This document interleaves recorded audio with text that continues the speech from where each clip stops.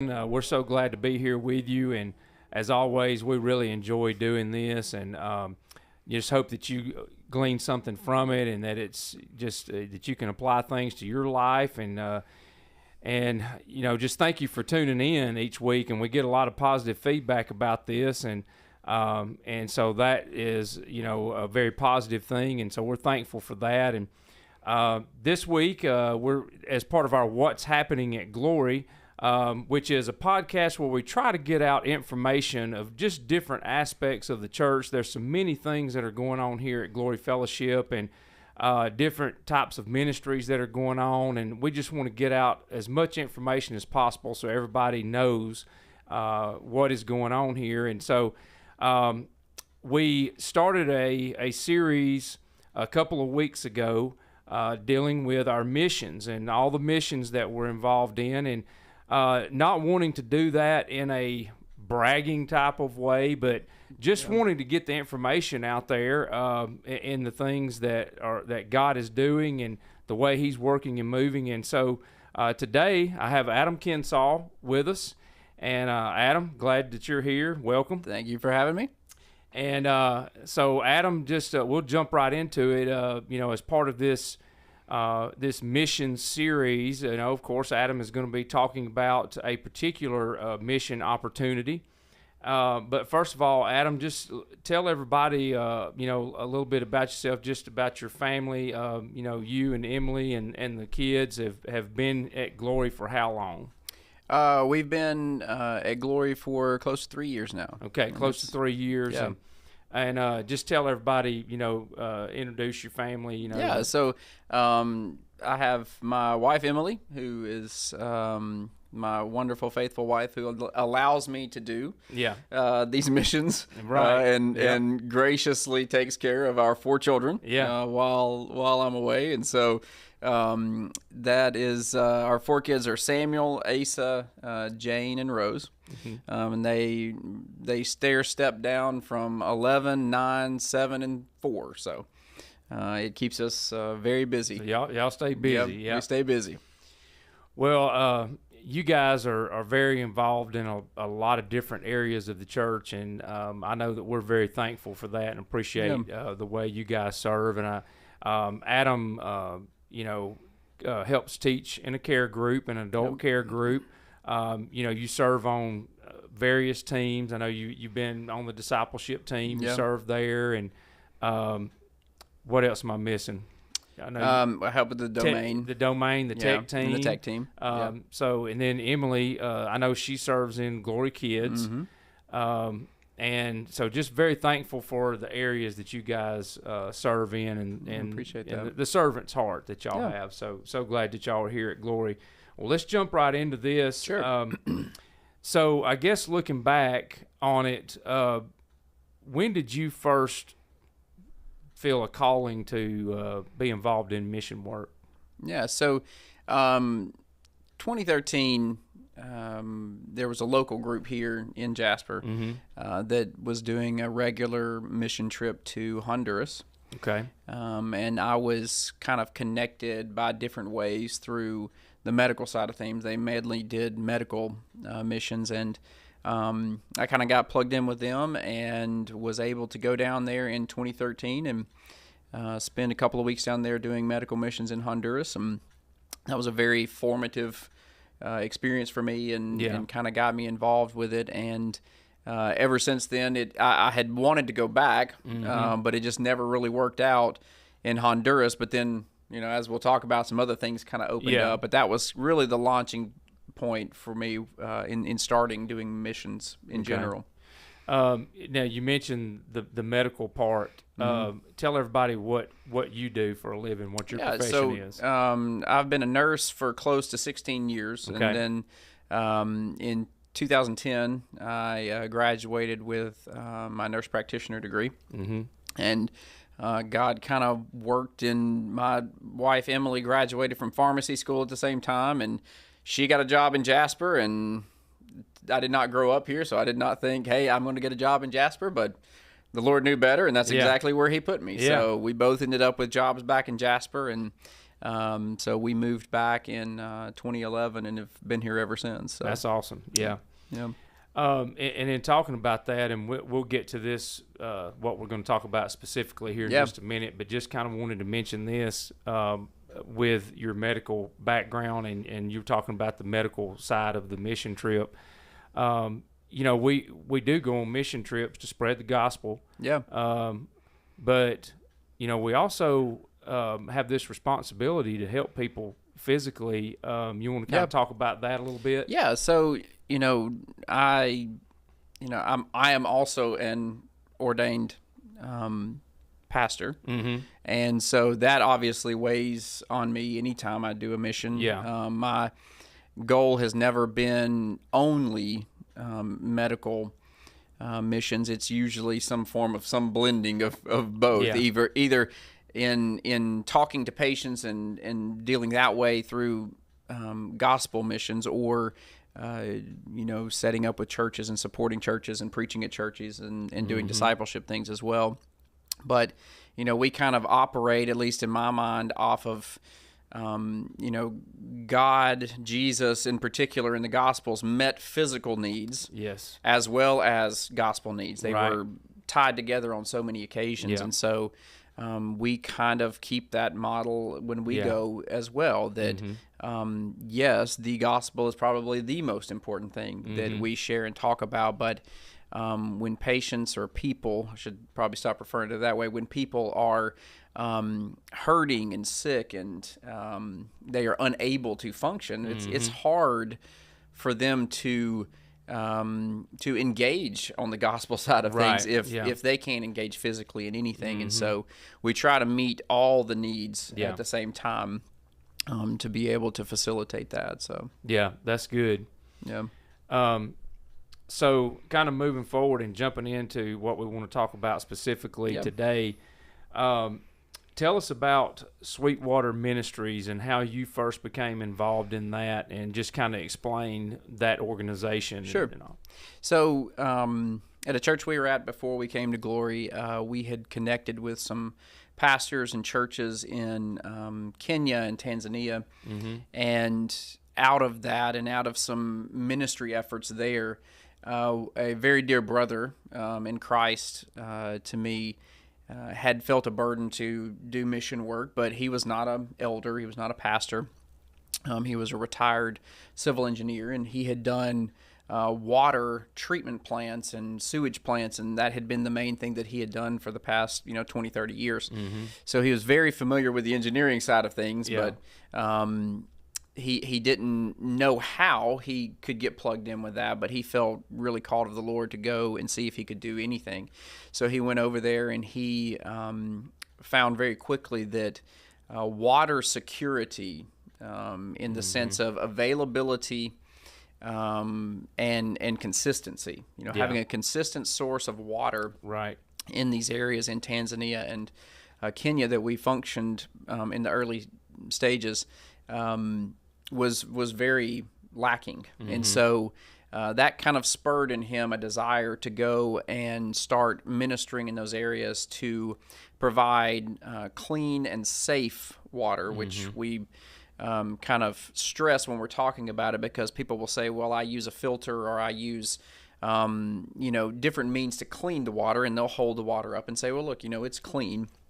And what they don't see is the bacteria, the E. coli, the typhus, and the things that make them sick. And so we stress about the clean and the safe water, and also the water security, that you have a consistent source. So those are the big issues that we face when we're in these areas that are in developing countries. And so he had started that. He had started going home to home in these areas of rural Kenya and around Dar es Salaam, Tanzania, and he was meeting with churches and with individuals and just kind of figuring out what their sources of water were, and then testing the water to determine if it was safe. And in particular, in the area of Kenya, in Kisii, Kenya, which is over in West Kenya, where we've operated the most in the last several years, you found that they had access to waters from streams or wells, but the water was all contaminated. It's a highly rural area.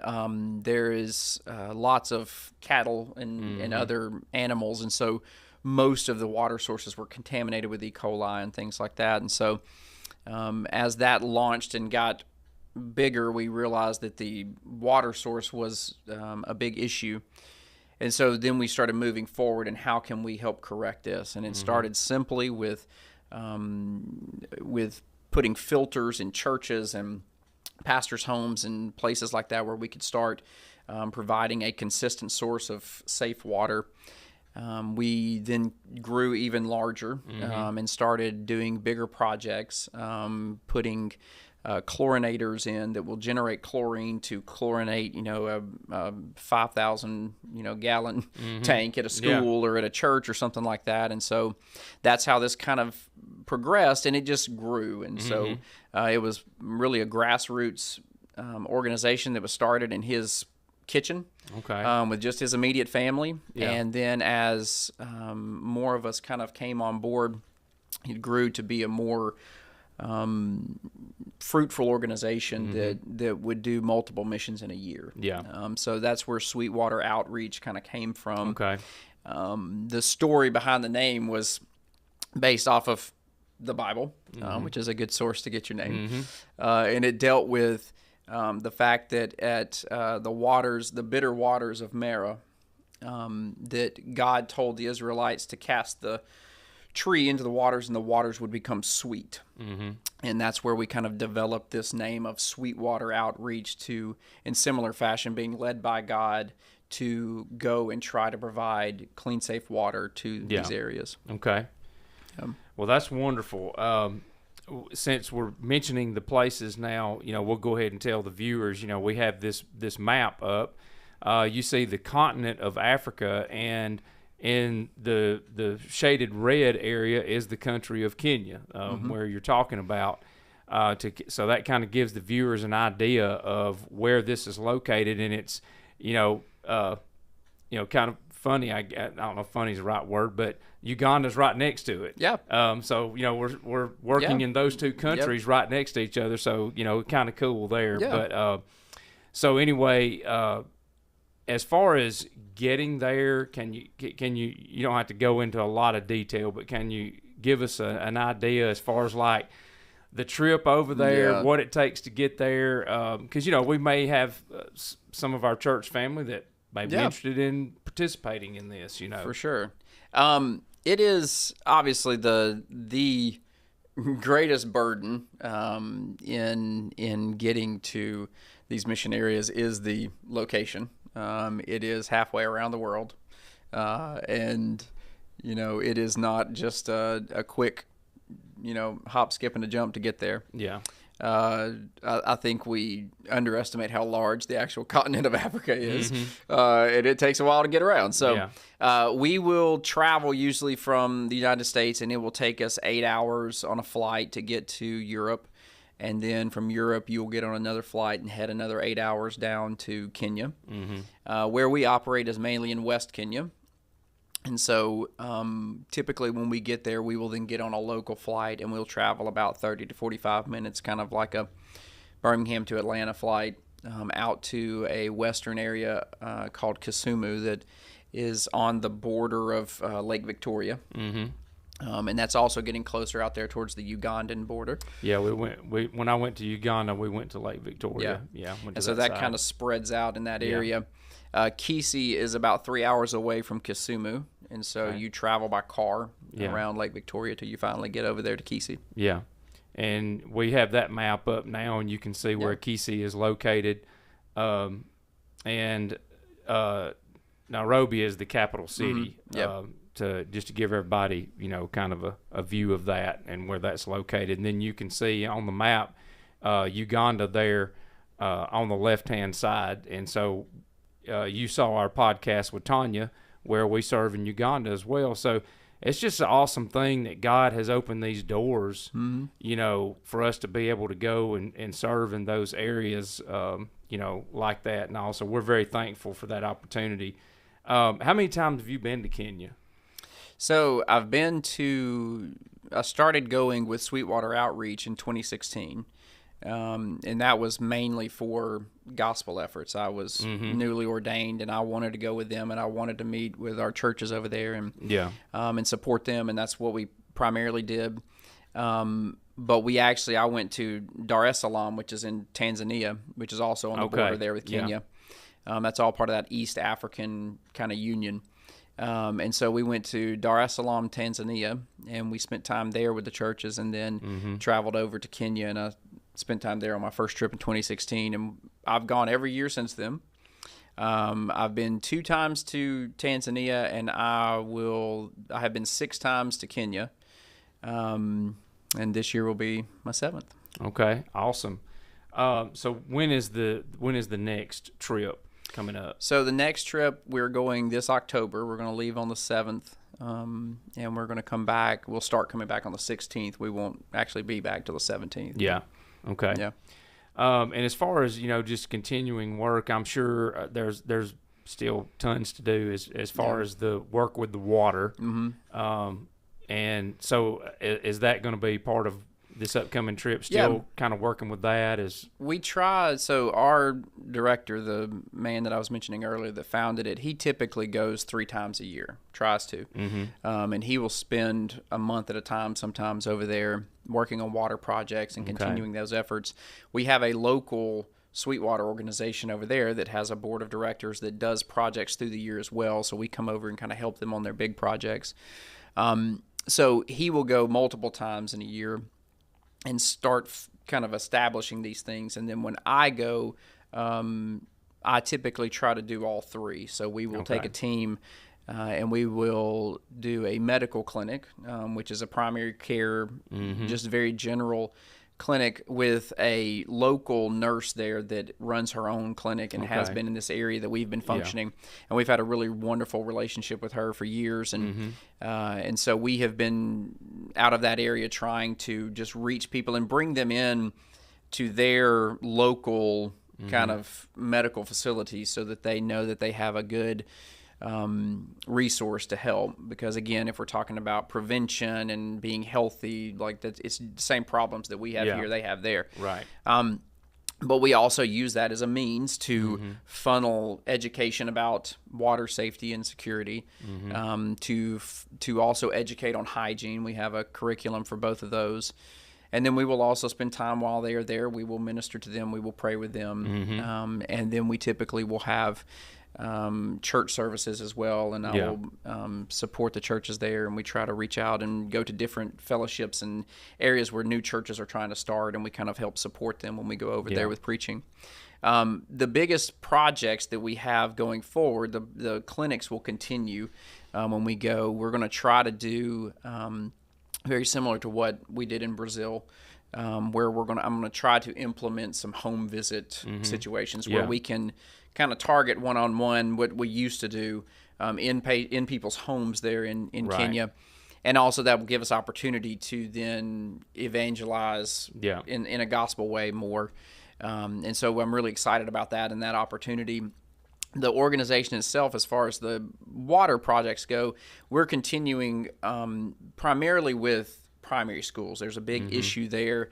Last year we were able to go back and see a school that we were able to put a tank and a gutter rainwater collector source for them. Previously, these kids, there was about 700 kids at this school, had been getting their water source from a drainage ditch. And so every day that's where they got their water from, and they're in school all day just like our kids are. And they don't have a water fountain to go to. They had a ditch that was literally running off from up the hill. And so it was a real blessing to be able to see those kids go from drinking mud water a year before to having a rainwater collector, and they had a secure source of water, and we then will go back and we'll add filters and things like that to it. But those kind of things. We have an adopt a school program right now where people can invest in different primary schools that will help support setting up tanks and water collectors and filters and things for those schools.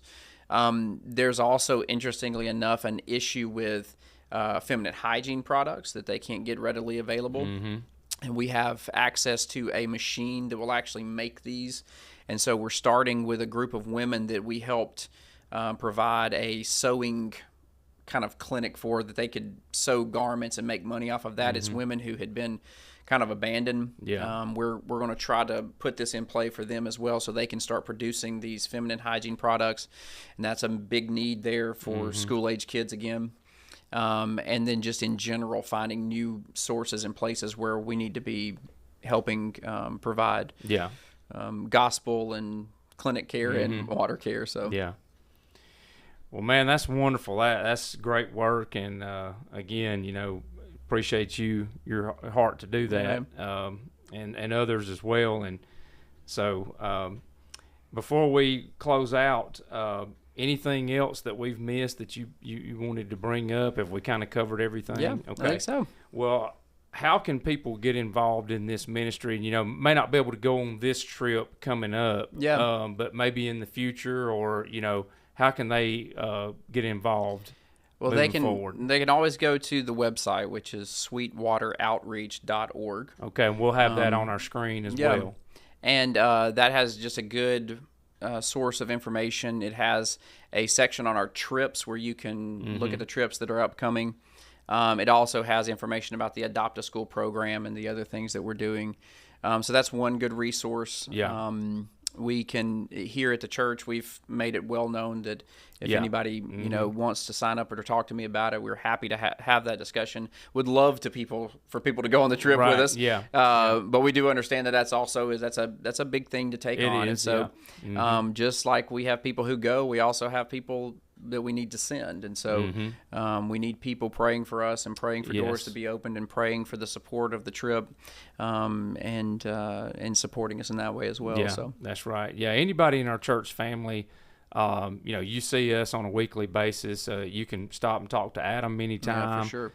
You can get with any of the staff, and we can direct you towards him and get questions answered, that type of thing. So, well, Adam, appreciate you being on, man. Yes, sir. It's been great. It's been very informational, and just another opportunity for mission work that God has laid out here, and he's doing it. He's doing the work in and through people, right. And so we're very grateful for that. And again, I've said this from day one, and we said it in the original missions series podcast, how it's one of the main reasons my family chose this church to settle down in. We started visiting, and it was very obvious quickly that it was a mission-minded church, and we were like, man, this is where we want to be, And, we talked about in the other podcast, not just internationally, but we do local, national, and international, and just very thankful and humbled to be able to do that, and for God just to be, working through our church family in those areas and everything. So very thankful for it.